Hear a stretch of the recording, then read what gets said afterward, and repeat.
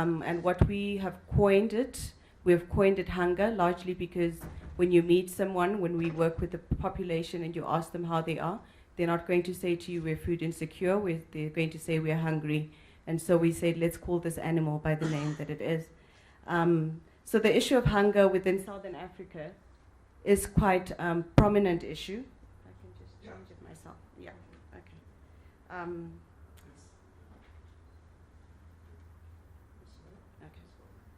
Okay. The issue of hunger within Southern Africa is quite a prominent issue, and we're all aware that hunger is quite dire in Southern Africa as a whole. I won't go into the statistics. I'm sure we're all aware of the statistics. Perhaps what might be key to mention is that South Africa is generally considered a food secure nation, but we actually find that 26% of people in South Africa go hungry, which is quite ironic. Food security is a basic human right, which is enshrined in various constitutions, in various policies across the region. But despite this, we find that food security is still quite an issue. We as Oxfam applaud African governments for the Malabo Declaration, which not only affirms its commitment to agriculture, but also in Article 7 speaks to the issue of mutual accountability. And what we've actually found is that most of the time in the formulation of the policies at national level or at local level, we actually find that grassroots populations are not involved.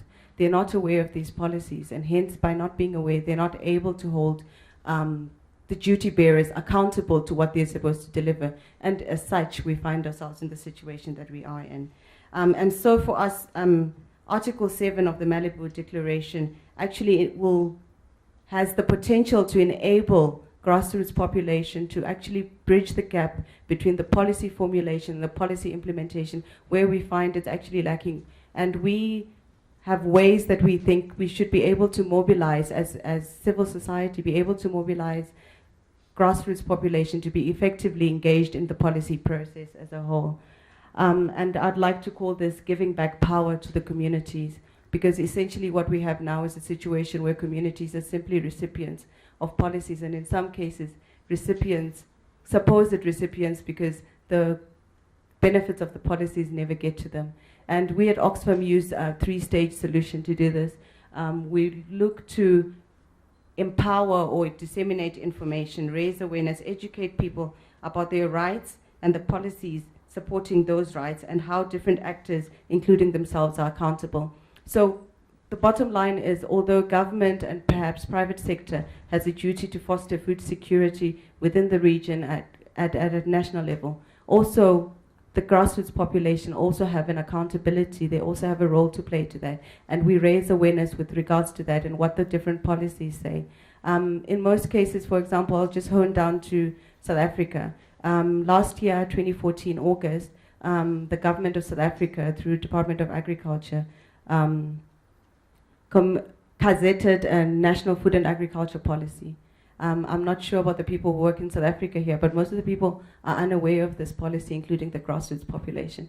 So the key question is, how then can this government, how then can people hold the government accountable to what is delivered in there? And we at Oxfam believe that any solution to poverty needs to be coined with the people who live at the heart of poverty. Any solution to food insecurity needs to be coined with those living at the heart of hunger, and this has not been done. And so these policies are implemented from a top-down approach, and most of the time the benefits don't reach the people.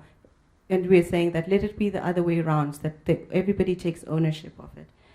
The second stage is that once we've raised awareness and we've given people the knowledge, because knowledge is power, we expect that there is some kind of a power shift, and there is some kind of discussions that will take place at the different local levels where communities actually assess what is it that they expect from this policy, what is it that they're getting from this policy, what is it that they can demand further, or what is it that they can expect from the duty bearers. And then from there, what we then seek to do is actually create platforms and empower people to act.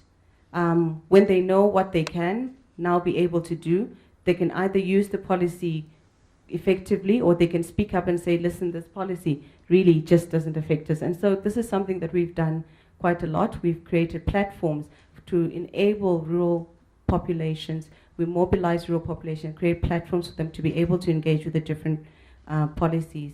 And we build communities into groups to ensure or to try and foster that bottom-up approach to policy making and ensure that grassroots population are involved. Because when we speak of food security, it is a basic human right that is unfortunately not being realized by most people. So Oxfam would again want to work with like-minded organizations, government departments, private sector partners to ensure that food security is realized using current policy frameworks in the Southern African region. Thank you.